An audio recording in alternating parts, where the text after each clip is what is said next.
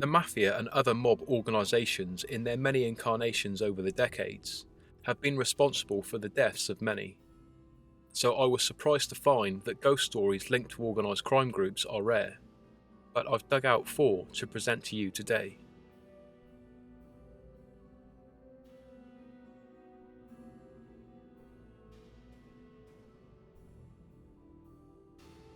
This is the Flamingo Hotel and Casino in Las Vegas as it appears today.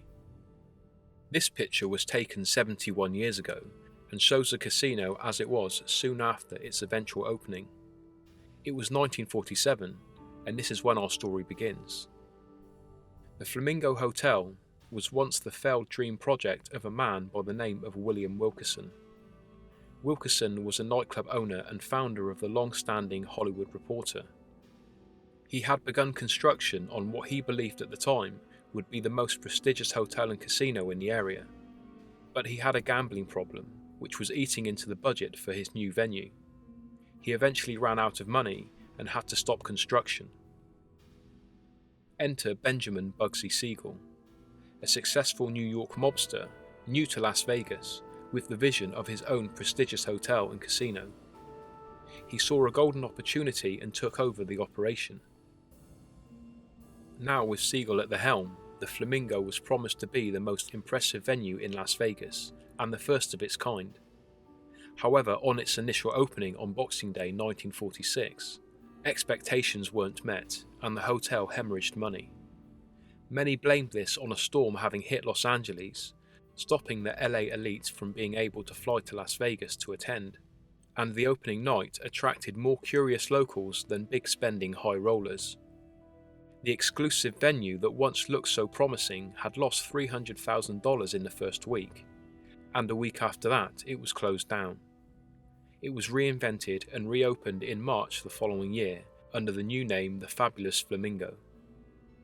The new venue was a success, and according to many, the beginning of Las Vegas as we know it. But it wasn't enough to save the man behind the Flamingo. With the venue being $5 million over the original budget, Bugsy Siegel had lost the trust of his financiers. Many of them, fellow mobsters from New York, believed he had misused the money and had even stolen from them. Less than 4 months after the hotel had reopened, Benjamin Bugsy Siegel was dead. On the night of June 20th, 1947, Benjamin Siegel was shot dead at the home of his mistress in Beverly Hills. The mistress in question, Virginia Hill, had left the United States for Paris before the shooting, and there is still speculation to this day of her involvement. The murder remained unsolved, but was thought to be the result of Siegel's excessive spending and concealment of mob money during the construction of the Flamingo.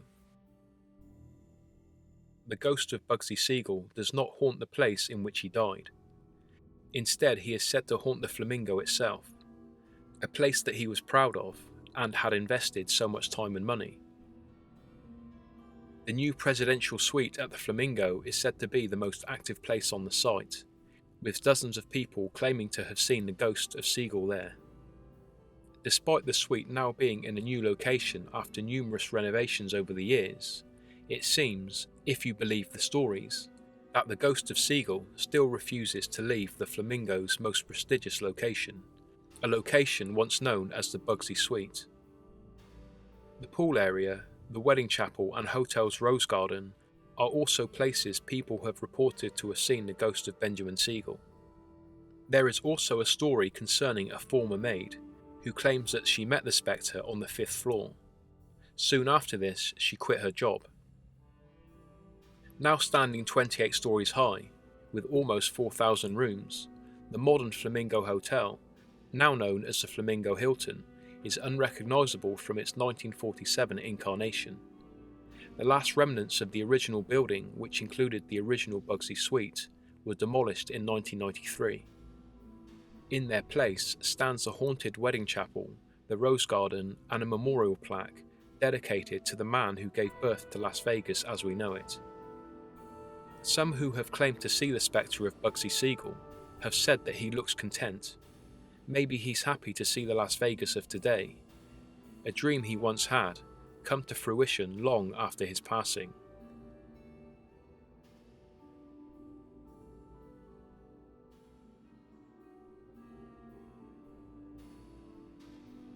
On February 14, 1929, in the north side of Chicago, 7 men were shot dead at 2122 North Clark Street. The men, all members of the North Side Chicago mob, were expecting a shipment of stolen whiskey. In this time of prohibition in the United States, such shipments brought along big business for organised crime groups. It's generally accepted that the killings were ordered by one of the most powerful figures in mob history, a man by the name of Alphonse Capone. And it was a culmination of a long-waged war between two mob outfits in Chicago, the Italian mob on the south side and the Irish mob on the north side. The St. Valentine's Day massacre itself is another story, and worthy of its own episode, so I won't go into too much detail. But the events of that day would haunt Al Capone for years to come.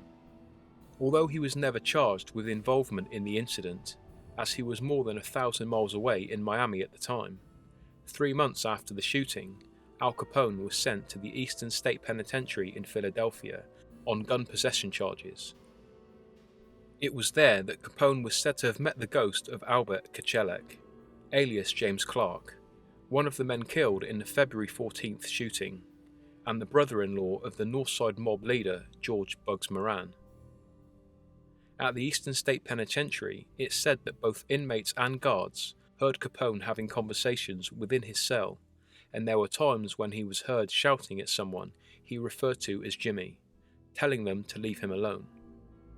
After spending a year at Eastern State, he returned to Chicago and resided at the Lexington Hotel. Legend says that there were nights when Capone's bodyguards could hear him conversing with someone and pleading for them to leave. When the bodyguards entered the room, a troubled Capone would tell them that he'd been visited by the ghost of James Clark. He was so shaken by his experience that in 1931 he sought the help of a psychic by the name of Alice Britt to help rid him of the haunting. A séance was held, but it would prove to be ineffective. One of Capone's men, Jaime Cornish, was said to have witnessed the spectre himself one evening when he entered the room. When Cornish demanded to know the man's name and business, the figure slipped behind a curtain, and on inspection, no one was found. 2 of Capone's bodyguards then searched the room. There was no intruders, but Capone continued to insist that he was being tormented by the vengeful ghost of Jimmy Clark. Years later, Capone said that the ghost would never leave him alone and would probably follow him to his grave. But there is an interesting epilogue here that does cast considerable doubt over the paranormal theory. In 1932, Capone was sent to the United States Penitentiary in Atlanta for tax evasion, and then in 1934 moved to the newly opened Alcatraz Federal Penitentiary. His time in the penal system is said to be hampered with illness caused by syphilis. Capone had contracted syphilis in his early 20s, and it went untreated for many years. The disease can, if untreated, spread to the brain and nervous system over time, causing neurosyphilis, which can lead to dementia, disorientation, and visual impairment. Interestingly, author of the 2013 book The Ghosts of Chicago found that there was no record of Jaime Cornish or the medium Alice Britt, suggesting that they never even existed, so this casts even more doubt over the story. Did the advanced stages of the disease cause Capone to believe he was being haunted by a vengeful spirit, or was it a true brush with the supernatural?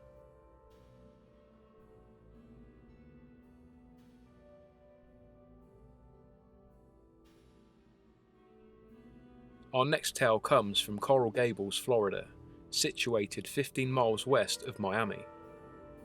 In Coral Gables stands the Biltmore Hotel.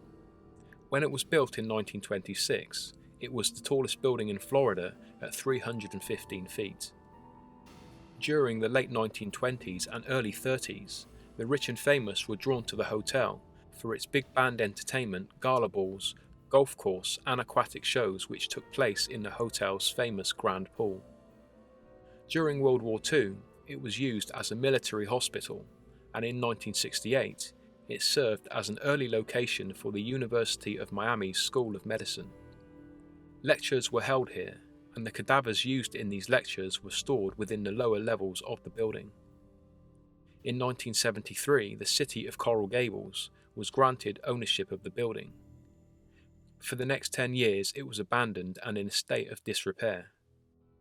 It was during this time that film production company Zopix took advantage of the eerie setting for the 1977 cult horror film Shockwaves, which was in part shot there.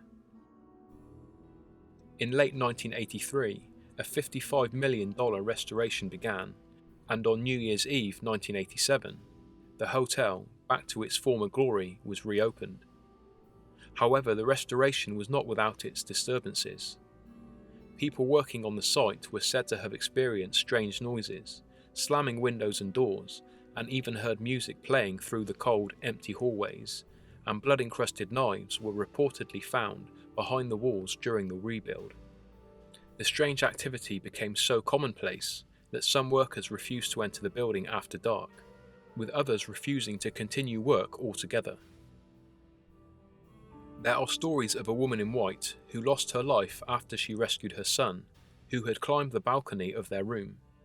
According to legend, after throwing her son to safety, she lost her footing and fell to her death. She is said to have been seen walking the guest rooms and also running towards the balcony in an eternal attempt to save her child's life. This is just one of the numerous ghost stories tied to the building, but our story has its roots in the hotel's glory days and begins in 1929. Back then there was a speakeasy and casino on the 13th floor penthouse, which was run by mobster Thomas Walsh. Walsh, like many high-rolling gangsters of the time, had made a lot of enemies, and on March the 7th, 1929, during a party held in the penthouse, he was shot in the head in front of as many as 100 people, or so the story goes. Even with so many witnesses to his death, the person who pulled the trigger was never known, or at least never spoken of. In fact, by the time the police arrived, the only person left in the penthouse was a lifeless Thomas Walsh. One theory is that it was a hired hit from a rival gang, while others say it was the act of a bad loser, having lost a lot of money on the gambling tables. There is a seldom mentioned version of the story, which says that the hotel manager killed Walsh, and with the help of a corrupt police force, escaped to Cuba. Either way, following the shooting, the casino and speakeasy were closed. Thomas Walsh's body was removed, and little more was said. During his heyday, Thomas Walsh was a powerful and popular man. He was known for having a particular weakness for beautiful women, a vice that he is said to have taken to his grave. One elevator is the most active area in the hotel. It's said that many attractive women have found themselves stuck in the elevator, being taken to the 13th floor, regardless of which floor they select. A strong smell of cigar smoke has also been reported in the elevator many times. Thomas Walsh was also known for his love of fine cigars, and was known for smoking copious amounts. Author Greg Jenkins' book, Florida's Ghostly Legends and Haunted Folklore, Volume 1, tells the tale of a couple who entered the Biltmore elevator at the lobby to explore the hotel. The elevator surpassed the 4th floor, which was their intended floor, and every floor thereafter until it reached the infamous 13th.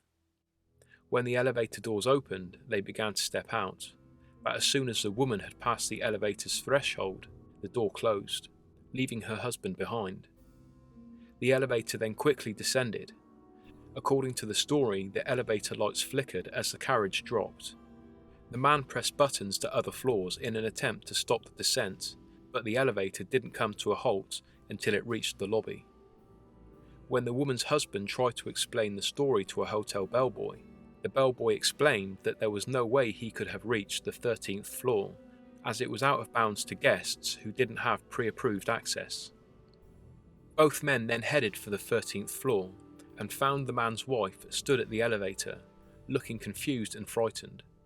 She explained that when she was left alone, a strong smell of cigar smoke had filled the air, and that she could hear occasional disembodied laughter, all the while feeling as if she was being followed.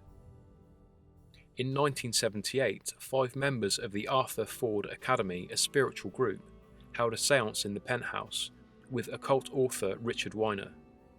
During the séance, they said they felt the presence of a crowd of people, as if a party were taking place.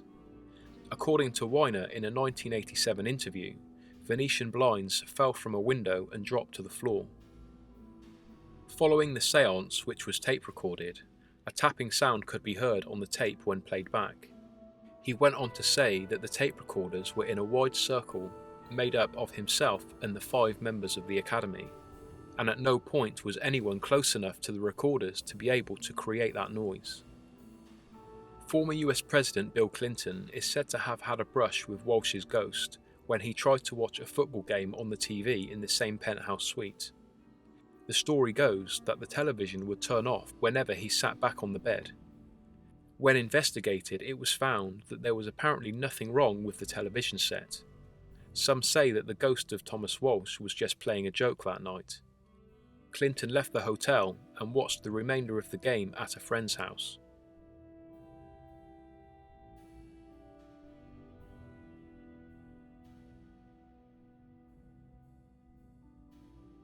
For a time during the 1920s, Chicago gangster Roger Toohey was responsible for running the city's North Side mob. The illegal liquor business was so good for Toohey that he sent his brother Eddie to venture outside of Chicago and set up a new business. This new venture gave the brothers a chance to get away from the pressures of gangland rivalries in Chicago. Eddie Toohey travelled to Madison, Wisconsin, and with his brother's help, opened Eddie's Wonder Bar in 1929. The building was erected on the outskirts of Madison, on East Olin Avenue, which was then no more than a dirt road. Of course, with illegal alcohol being one of the main sources of income, there needed to be a method in place for easy shipment. So tunnels were built underneath the building. They led to Lake Monona, which is where the alcohol was dropped off. The tunnels were also used as a means of escape in case of an attack from a rival mob outfit or police raids. The FBI was said to have had the place under heavy surveillance once its reputation grew. Before long, the Toohey brothers were making a success of the new venture, and it became a popular mob hangout. But with success came reputation, a reputation that would attract unwanted attention. According to Wisconsin journalist Brian E. Clark, no murders were ever officially reported to have happened within the walls of Eddie's Wonder Bar, but legend has a very different version of events.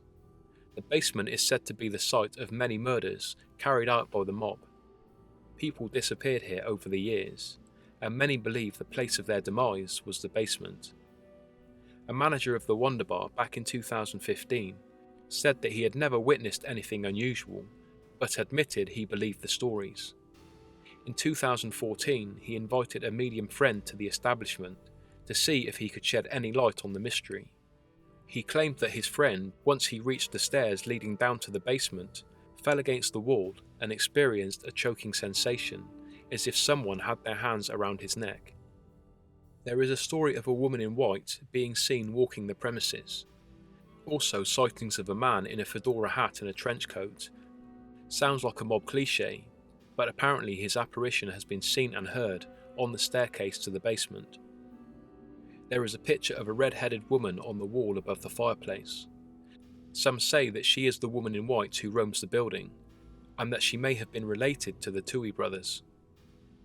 There have been many unexplained noises heard after closing, and objects moving about the restaurant, with pictures even falling from the walls. It would be interesting to know if there is CCTV within the building, and whether or not any of this alleged activity has been captured. A chef once reported hearing a woman laughing, along with a slamming door, and patrons have claimed to have been poked in the back by an unseen force. Eddie Toohey disappeared in the mid-1950s, during a time when enemy gangs were closing in on the Toohey brothers and their restaurant. There is a legend that says Eddie Toohey died inside the building and his body is now bricked up behind a fireplace on the second floor. The establishment operated under the Wonder Bar name until 1993.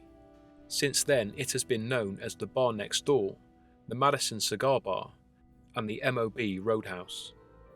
In 2009, the original name returned, and today the bar is just as famous for its steaks and seafood as it is for its crime-ridden past.